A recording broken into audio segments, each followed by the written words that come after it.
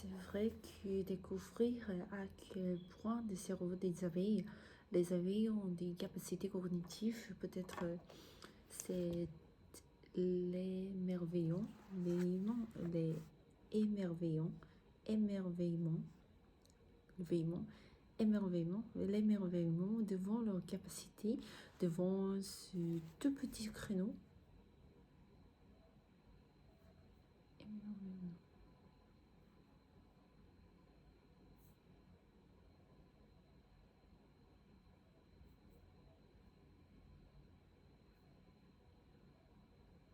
L'émerveillement. L'émerveillement devant leur capacité, devant ce tout petit cerveau et cette méga cognition, peut-être nous aider. L'émerveillement de peut-être l'émerveillement devant leur capacité, devant ce tout petit cerveau et cette méga cognition. L'émerveillement, peut-être c'est l'émerveillement devant leur capacité, devant ce tout petit créneau et ces méga cognitions peut-être nous aider.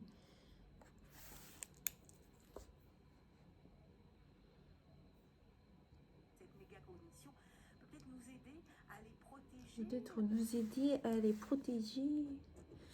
Protéger. Vous dites vous-même que les abeilles communiquent, qu'elles ont la capacité de communiquer. Alors j'aimerais bien qu'on comprenne un peu à quel point elles communiquent et comment elles communiquent. On s'arrête peut-être sur cette fameuse dans des abeilles fameuse. Cette fameuse.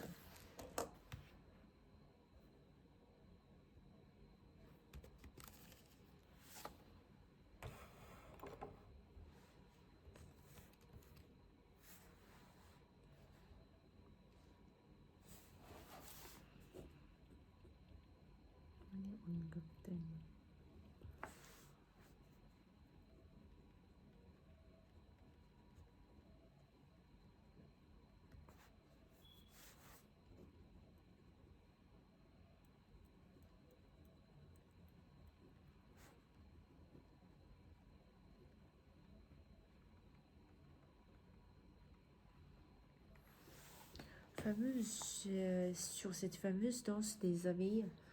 Des abeilles. Oh. Aigua.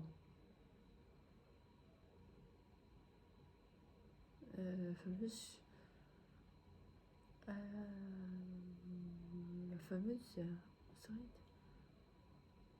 On s'arrête peut-être sur cette fameuse danse des abeilles qui avait été Fameuse danse des abeilles qui avait été décodée par l'éthologue Carl von Frisch et c'est cette danse qui leur permet de communiquer, c'est ça?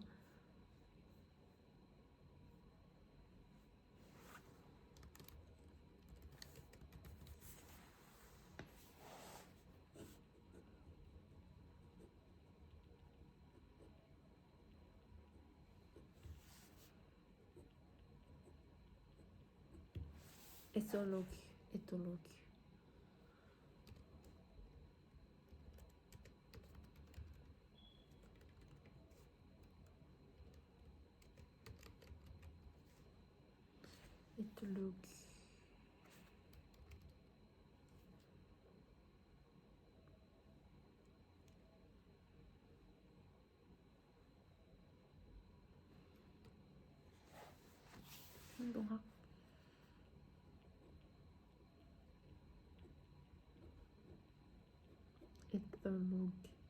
Éthologiste. Éthologue.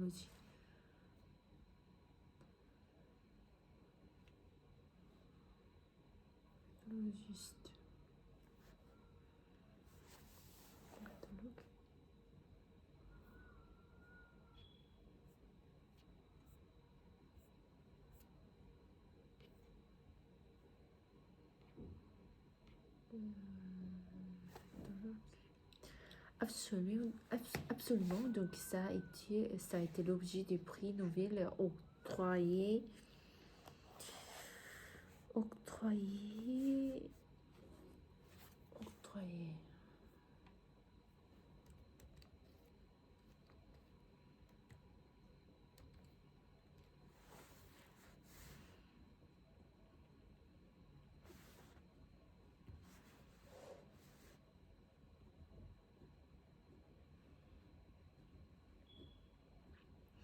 Le prix Nobel octroyé à Karl von Frisch, et c'est dans ce qui leur permet de communiquer, c'est ça, absolument. Donc ça a été l'objet du prix Nobel octroyé à Karl von Frisch dans les années 70. Il a pu découvrir après nombreuses années d'études, que les abeilles qui reviennent d'une source de nourriture, donc une fleur qui est riche dans le nectar, par exemple, font à l'intérieur de la ruche, ruche, ruche,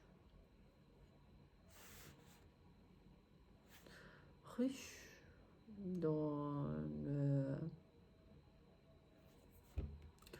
une danse, c'est-à-dire des mouvements stéréotypes qui ont pour capacité d'indiquer la distance et la direction de cette source à d'autres congénères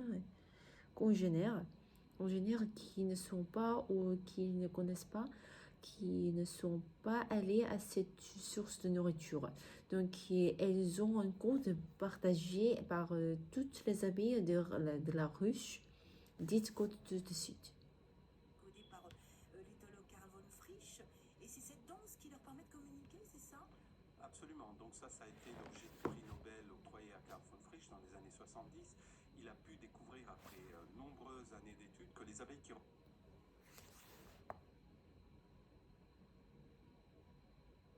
Par exemple, c'est-à-dire des mouvements stéréotypés qui ont pour capacité d'indiquer la distance et la direction. Donc une fleur qui est riche en nectar, par exemple, font à l'intérieur de la ruche une danse, c'est-à-dire des mouvements stéréotypés qui ont pour capacité d'indiquer la distance et la direction de cette source à d'autres congénères qui ne sont pas ou qui ne connaissent pas, qui ne sont pas allés à cette source de nourriture. Donc elles ont un code partagé par toutes les abeilles de la ruche et c'est le même dans toutes les espèces. Dites code tout de suite, code. Vous ne dites pas langage, mais c'est quand même un vrai code. Dites pas langage, hein, mais c'est quand même un vrai code. C'est quand même un vrai code. Tout à fait, c'est un vrai code, c'est-à-dire ça veut dire que par exemple...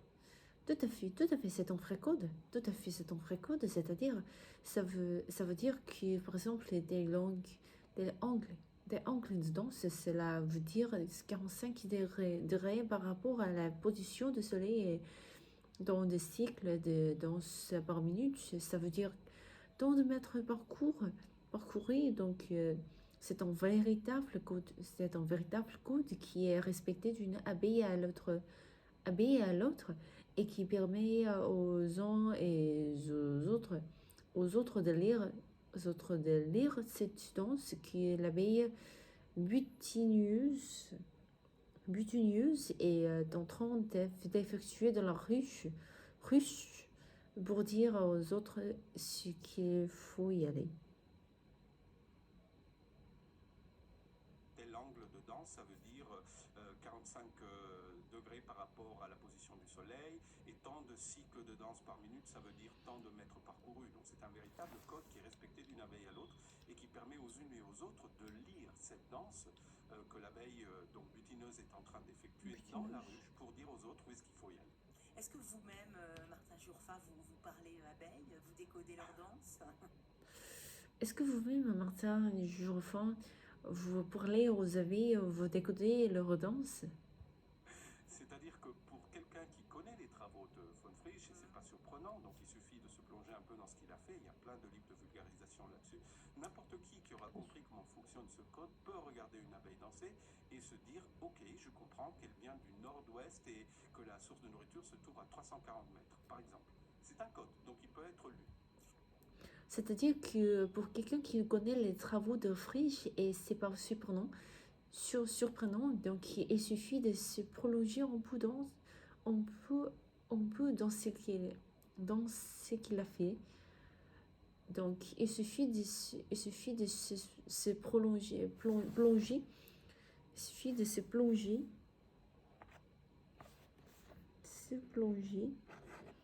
en prudence, ce qu'il a fait, ce qu'il a fait. Il y a plein de livres plein de livres de vulgarisation là-dessus. N'importe qui aura compris comment fonctionne ces codes pour regarder une abeille danser et se dire, ok, je comprends qu'il vient du nord-est et que la source de nourriture se trouve à 340 000 mètres, 340 mètres par exemple. C'est un code donc qui est pour être lu. Et pour être lu. C'est plongé.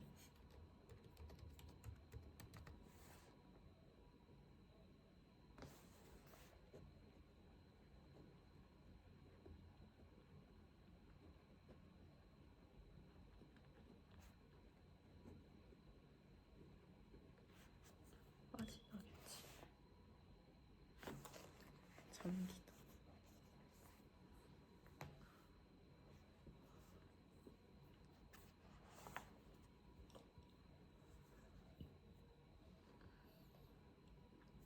Et pour être lu, Il peut être lu donc par un humain. Et il montre aussi que les abeilles, alors elles ont le code pour transmettre, mais elles ont aussi la capacité de s'orienter, une sorte quoi de représentation dans leur petit cerveau des lieux, représentation spatiale. Effectivement, donc il y a des...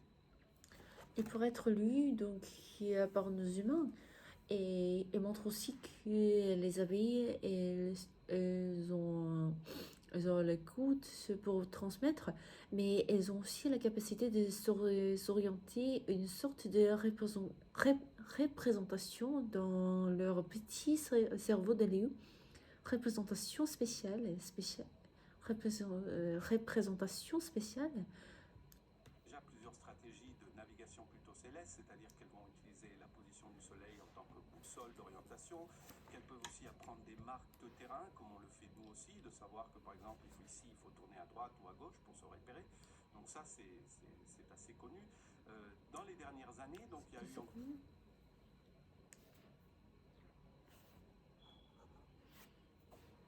encore une nouvelle hypothèse qui surgit, soutenue par plusieurs études, c'est-à-dire qu'elles peuvent construire une sorte de carte cognitive de l'environnement. De la même façon que nous sommes capables de nous représenter notre environnement sous forme de carte, savoir que par exemple par rapport à la Tour Eiffel, l'Arc de Triomphe va se trouver ici, et que par exemple le centre, je ne sais pas, X va se trouver dans telle position relative par rapport aux autres marques de terrain. Donc, de même, l'abeille paraît être capable de construire une carte de son environnement pour pouvoir naviguer dedans de façon plus efficace. Effectivement, donc il y a déjà plusieurs stratégies de navigation plutôt CLS, c'est-à-dire qu'ils vont utiliser la position du soleil en tant que boussole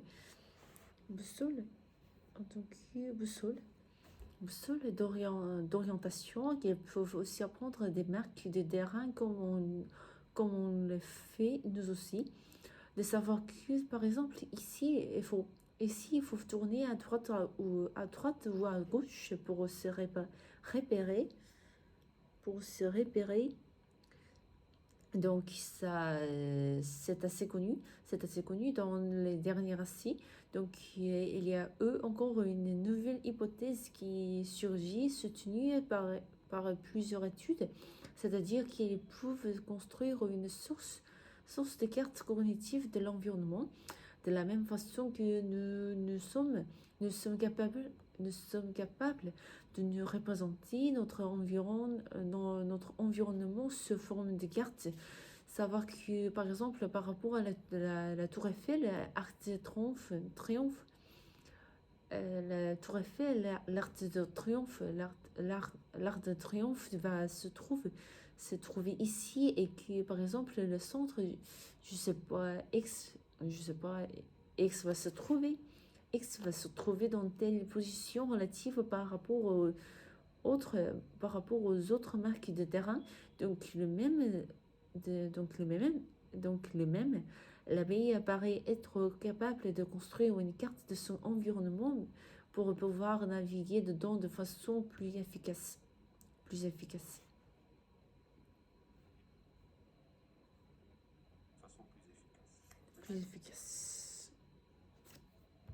Incroyable. ne cesse pas de nous surprendre les abeilles et vous avez donc démontré avec votre équipe, hein, alors tout d'abord que les abeilles ont le sens des nombres et qu'elles comprennent le zéro. Ça paraît insensé. Alors c'est quoi le sens des nombres ou la manière de compter des abeilles, Martin Geoffroy? Donc, tout d'abord, vous parlez Totalement incroyable. Et si c'est pas de nous surprendre les abeilles, et vous avez donc démontré avec votre équipe. Alors, tout d'abord que les abeilles ont le son des nombres et qu'ils comprennent les zéros, ça paraît insensé. Ça paraît insensé. Alors, c'est quoi le son des nombres? La manière de compter des abeilles, Martin Geoffroy. d'une étude qui a été faite par une de mes postdoctorantes, Scarlett Howard, une jeune Australienne qui travaille chez nous, qui est absolument brillante et remarquable. Et donc, elle avait pu montrer effectivement que des abeilles qui sont entraînées à choisir toujours en fonction de plus petits qu'eux, c'est-à-dire pas en fonction de nombre, mais par exemple de l'avait décrit. Ce qu'on a fait dernièrement, c'est aller beaucoup plus loin dans le sens où maintenant il ne s'agit plus d'apprendre à distinguer une quantité où il y ait plus que ou moins que, comme ça avait été fait dans cette étude, mais d'appréhender des nombres par eux-mêmes, de façon absolue. 3 c'est 3 et ce n'est pas 4, ou 2 c'est 2 et ce n'est pas 3. Et elles en sont capables, les abeilles. Donc, tout d'abord, vous parlez d'une étude qui a été faite par une de mes postdoctorats,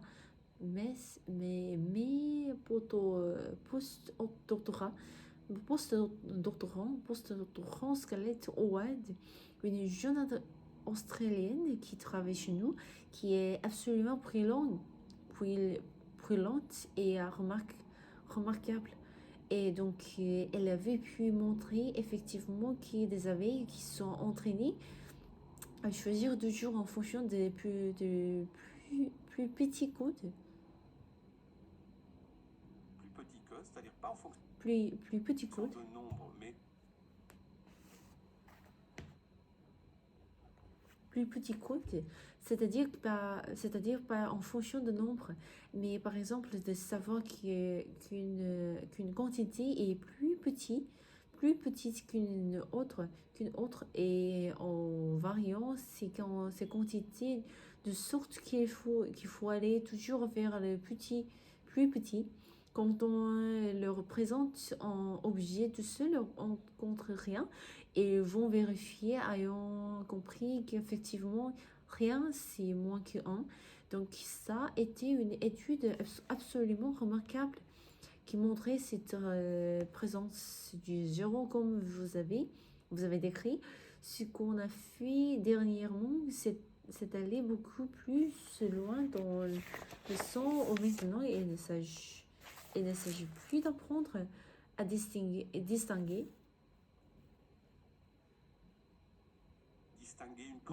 distinguer une quantité. il y ait plus ou moins que comme ça avait été fait dans cette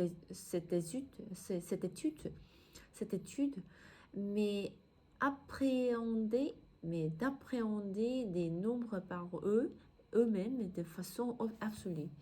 Mais d'appréhender des nombres par eux-mêmes, de façon par absolue. eux-mêmes, par eux-mêmes, par eux-mêmes.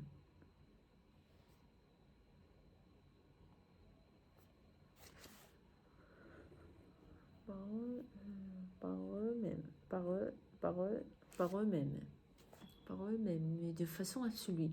3 c'est 3 et ce n'est pas 4. Et 12 c'est 12 et ce n'est pas 3. Et Elles en sont capables, les abeilles. Absolument, c'est ce qu'on vient de démontrer dans l'étude que vous avez mentionnée, qui est parue aujourd'hui, et qui effectivement montre cette capacité à appréhender des nombres par eux-mêmes, non pas de façon relative, de dire plus grand que ou plus petit que, mais en fonction du nombre lui-même. Et comment est-ce qu'on fait pour faire compter les abeilles ou compter avec les abeilles? Dans une expérience, donc il faut savoir que ces animaux sont extrêmement coopératifs dans la mesure où vous les nourrissez. C'est-à-dire qu'une abeille qui est programmée, logiquement, pour faire des centaines de vols à la journée pour obtenir la gouttelette d'eau sucrée, l'équivalent du nectar qu'elle doit ramener à la ruche, va venir dans le laboratoire pour travailler pour vous dans des dispositifs, dans des appareils que vous aurez conçus pour lui poser des questions. Par exemple, est-ce que tu es capable d'apprendre ce nombre par lui-même? Dans la mesure où, par exemple, vous récompensez un nombre, par exemple une image avec 3 spots, 3 cercles, et contre une image qui a 4 ou une image qui en a 2, etc., l'abeille va venir régulièrement pour obtenir sa récompense sur 3 et pas sur 4 et pas sur 2, tout en prenant la précaution évidemment que si une fois c'est 3 cercles, la prochaine fois ça sera 3 carreaux, puis 3 triangles et ainsi de suite, tout varie. C'est pas l'objet qui compte, mais c'est le sens abstrait du nombre qui est récompensé. Ah oui, elles Et c'est ce arrivent à qu'elles apprennent. repérer le nombre. Absolument, c'est ce qu'elles apprennent à maîtriser indépendamment des objets qui sont utilisés pour représenter la quantité. C'est la quantité elle-même qui est quelque part apprise et extraite de cette problématique et utilisée par l'abeille pour obtenir la récompense. Alors, et comment les petits...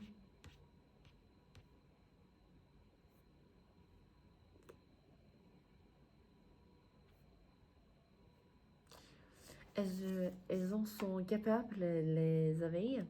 Absolument, c'est ce qu'on vient de démontrer dans l'étude que vous avez mentionnée, qui est parue aujourd'hui et qui effectivement montre cette capacité à appréhender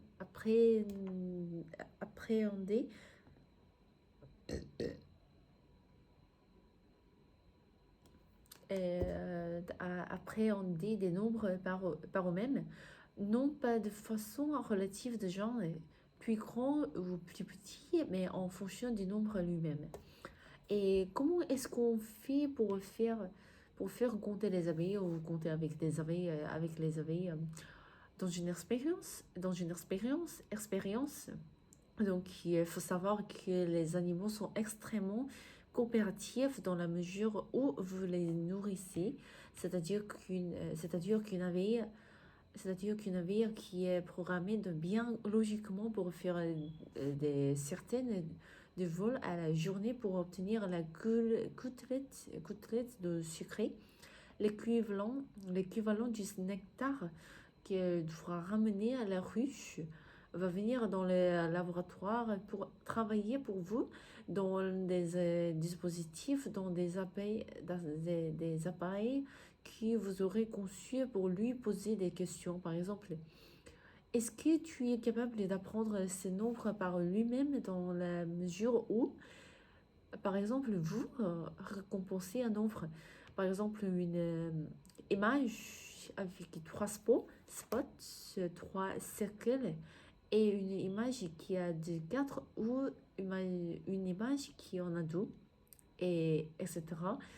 L'abeille va venir régulièrement pour obtenir sa récompense sur 3 et pas sur 4 et pas sur 2, tout en prenant la précaution, évidemment que si une fois ces 3 cercles, c'est 3 cercles, cercles, c'est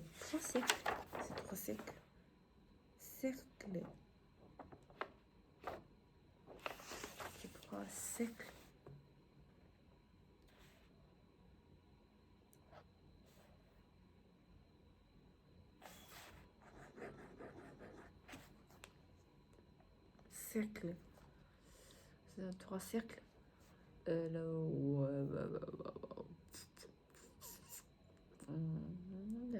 La prochaine fois, ce sera 3 carreaux, puis 3 triangles, et ainsi de suite, tout varie. Tout varie, ce n'est pas l'objet qui compte, mais c'est le sens abstrait du nombre qui est récompensé. Et c'est ce qui repérer le nombre.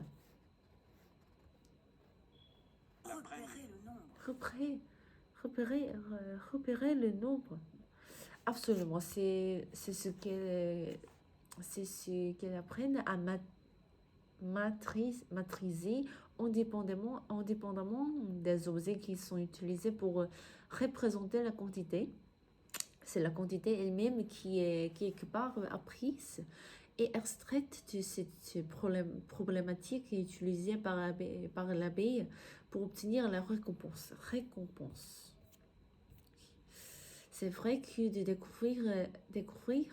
découvrir à quel point le cerveau des abeilles, les abeilles ont des capacités cognitives, peut-être cognitives, peut-être c'est l'émerveillement devant leur capacité, devant ce tout petit cerveau et cette méga cognition, peut-être nous aider à les protéger.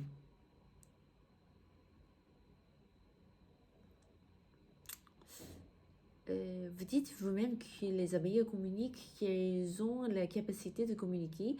Alors, j'aimerais bien qu'on comprenne un peu à quel point elles communiquent et comment elles communiquent. On s'arrête peut-être sur cette fameuse danse des abeilles qui avait été décodée par l'éthologue Karl von Frisch.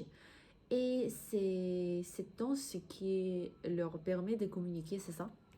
Absolument, donc ça a été l'objet de prix Nobel octroyé à Karl von Frisch dans les années 70. Il a pu découvrir après nombreuses années d'études, que les abeilles qui reviennent d'une source de nourriture, donc une fleur qui est riche en nectar, par exemple, font à l'intérieur de la ruche une danse, c'est-à-dire des mouvements stéréotypés qui ont pour capacité d'indiquer la distance et la direction de cette source à d'autres congénères qui ne sont pas eux, qui ne connaissent pas, qui ne sont pas allés à cette source de nourriture. Donc, elles ont un code partagé par toutes les abeilles de la ruche. Dites code tout de suite. Code, vous ne dites pas langage, mais c'est quand même un vrai code.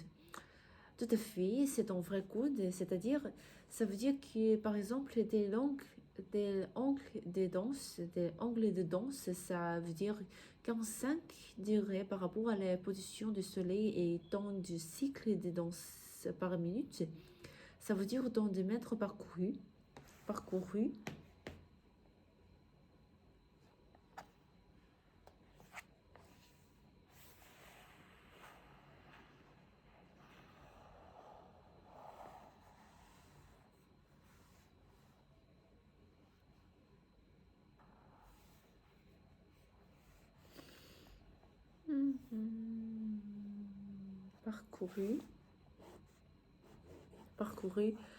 Donc, c'est un véritable code qui est respecté d'une abeille à l'autre et qui permet aux uns et aux autres de lire cette danse que l'abeille butineuse est en train d'effectuer dans la ruche pour dire aux autres ce qu'il faut y aller.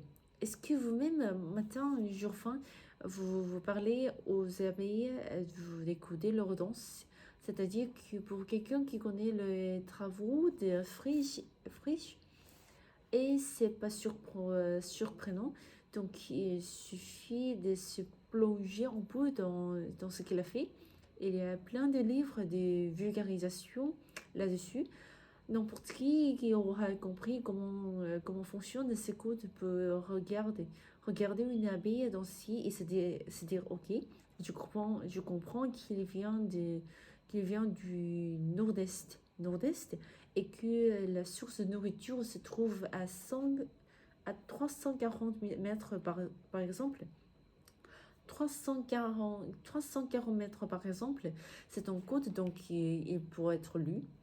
Et pour être lu donc par nous humains, et il montre aussi que les abeilles, elles ont les codes pour transmettre, mais elles ont aussi la capacité de s'orienter, une sorte de représentation dans leur petit cerveau des lieux, représentation spatiale.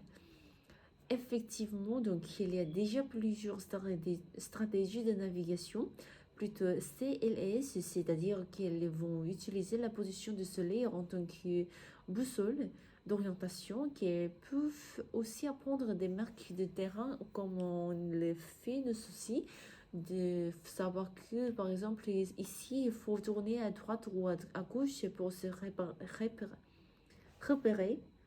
Donc repérer.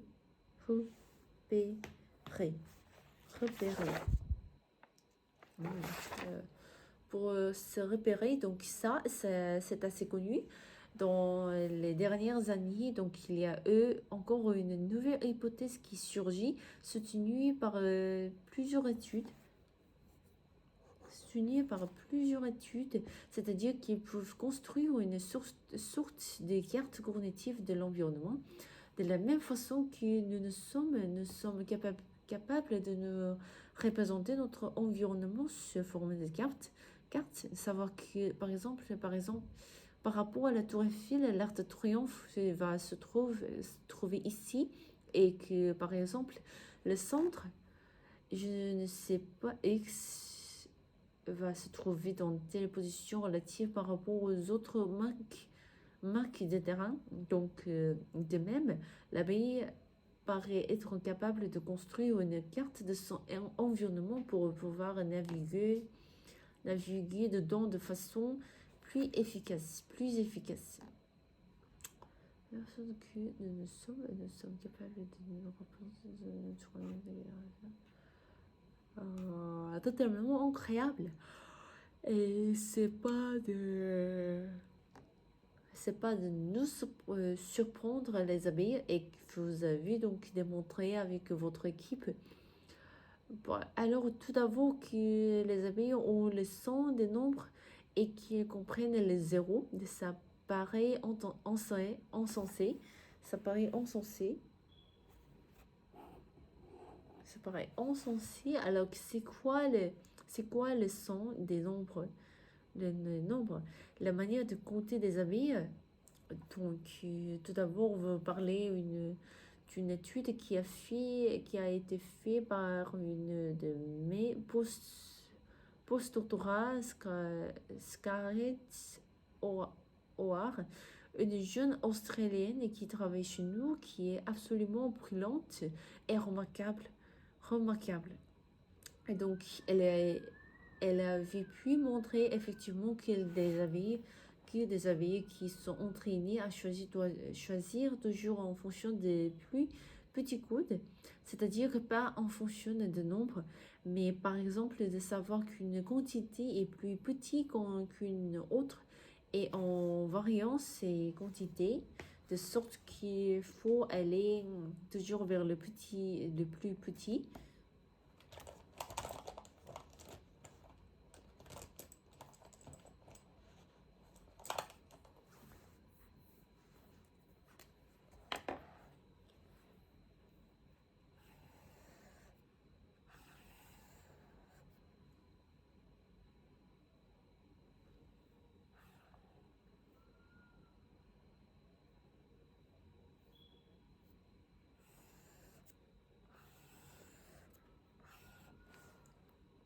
Donc, tout d'abord, on veut parler d'une étude qui a été faite par une de mes postdoctorants, une jeune Australienne qui travaille chez nous, qui est absolument brillante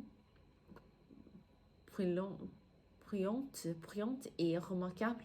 Et donc, elle avait pu montrer effectivement que des abeilles qui sont entraînées à choisir toujours en fonction de plus petit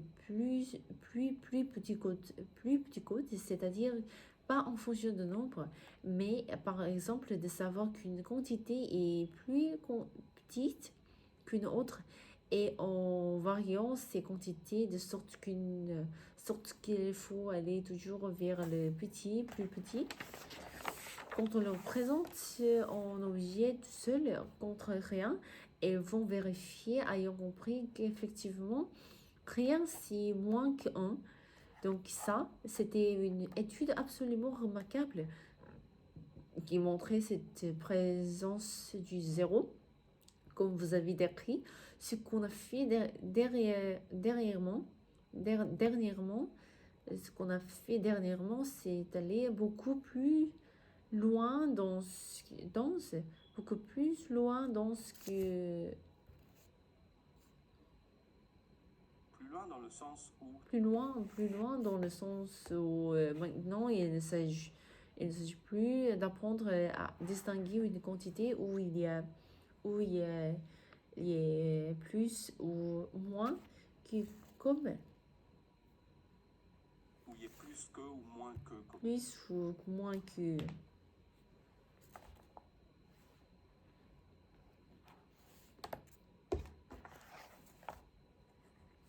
Plus ou moins que. Comme ça avait été. Comme ça avait été fait dans cette étude. Ça avait été fait dans cette étude. Ça avait été fait dans cette étude. Dans cette étude, mais d'appréhender des nombres par eux-mêmes de façon absolue. 3 c'est 3 et ce n'est pas 4. Ou 12 et 2, 12 c'est 2 et ce n'est pas 3. Et elles en sont capables, les abeilles. Absolument. C'est ce qu'on vient de démontrer dans l'étude que vous avez mentionnée, qui est parue aujourd'hui et qui effectivement montre cette capacité à appréhender des nombres par eux-mêmes, non pas de façon relative de plus grand ou plus petit, mais en fonction du nombre lui-même. Et comment est-ce qu'on fait pour faire compter des abeilles ou compter avec les abeilles dans une expérience? Donc il faut savoir que les animaux sont entraînement coopératif dans la mesure où vous les nourrissez, c'est-à-dire qu'une abeille qui est programmée bien logiquement pour faire des centaines de vols à la journée pour obtenir la gouttelette d'eau sucrée, l'équivalent du nectar qu'elle doit ramener à la ruche, va venir dans le laboratoire pour travailler pour vous dans des dispositions, dans des API que vous avez conçues pour lui poser des questions. Par exemple, est-ce que tu es capable d'apprendre ces nombres par lui-même dans la mesure où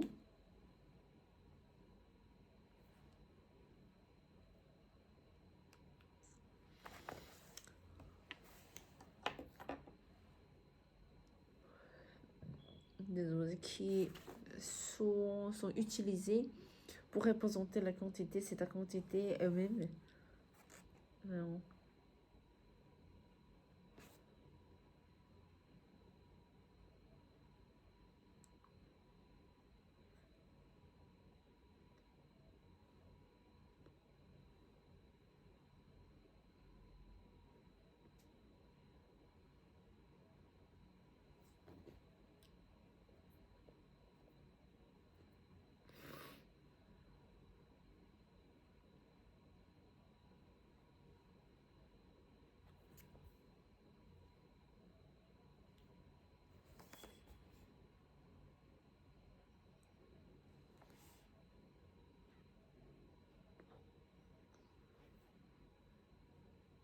Donc, il faut savoir que ces animaux sont entraînement coopératifs dans la mesure où vous les nourrissez, c'est-à-dire qu'une abeille qui est programmée bien logiquement pour faire des centaines de vols à la journée pour obtenir la gouttelette d'eau sucrée.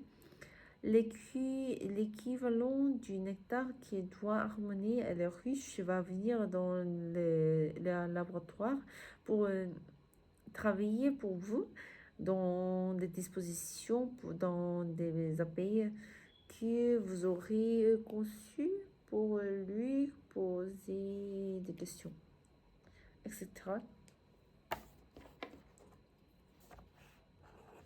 etc. Est-ce que la ville va venir régulièrement pour obtenir sa récompense sur 3 et pas sur 4 et pas sur 2.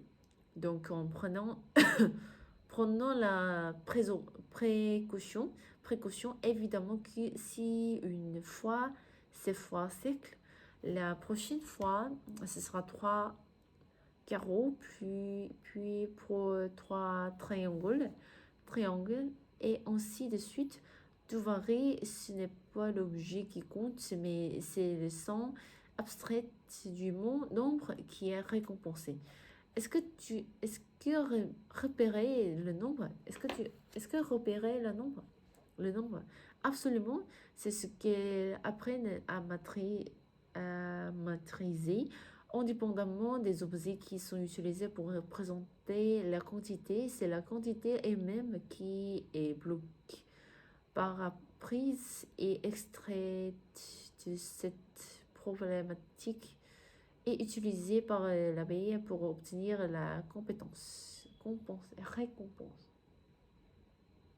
récompense. Let's read that. Sorry.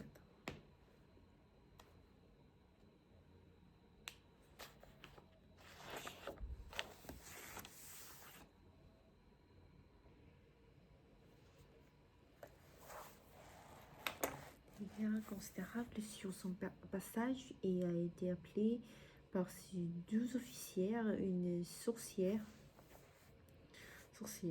Tout simplement parce que nous, il n'y avait pas de mots pour décrire. Je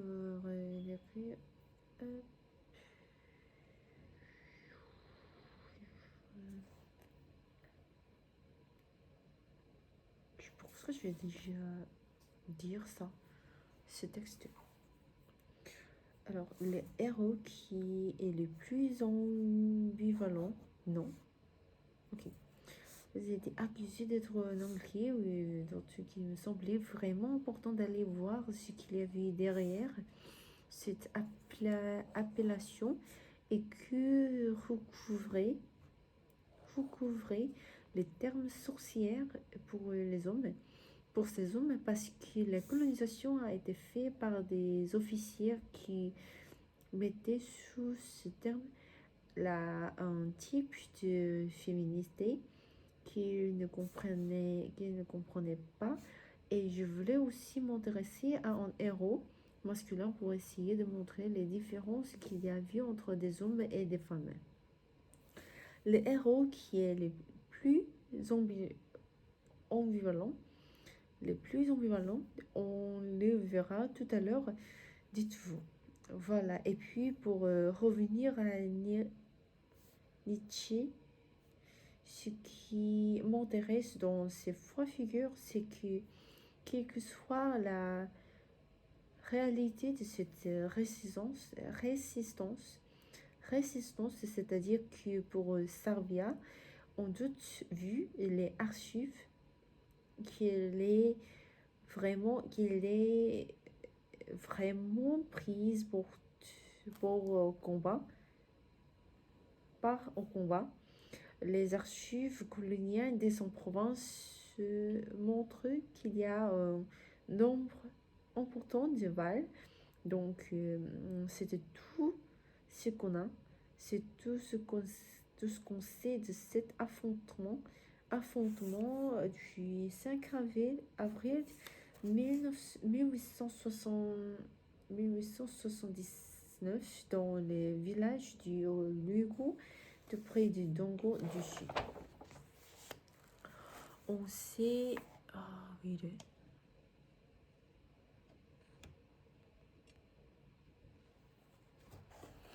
On sait qu'il y a eu un nombre très important de Val et donc on sait qu'il y a eu combat, mais on n'est pas sûr que ça y est pris part. Et pourtant, comme dit Nietzsche, c'est pas vraiment la vérité ce qui s'est passé qui est important, mais surtout que l'usage on en fait, et donc l'usage en tant qu'héroïne nationale a été fait dans les années 70 et 80 notamment par une série qui s'est emparée de cette figure que lui tentait en intellectuel qui s'appelle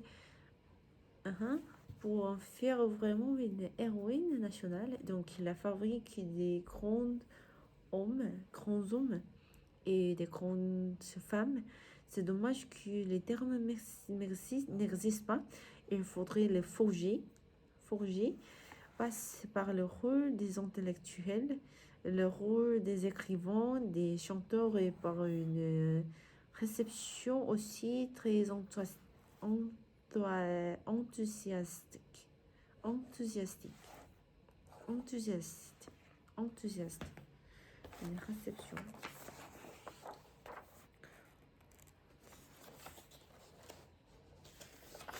Alors, donc, il y a le France de l'université débattre la féminisation de la langue française.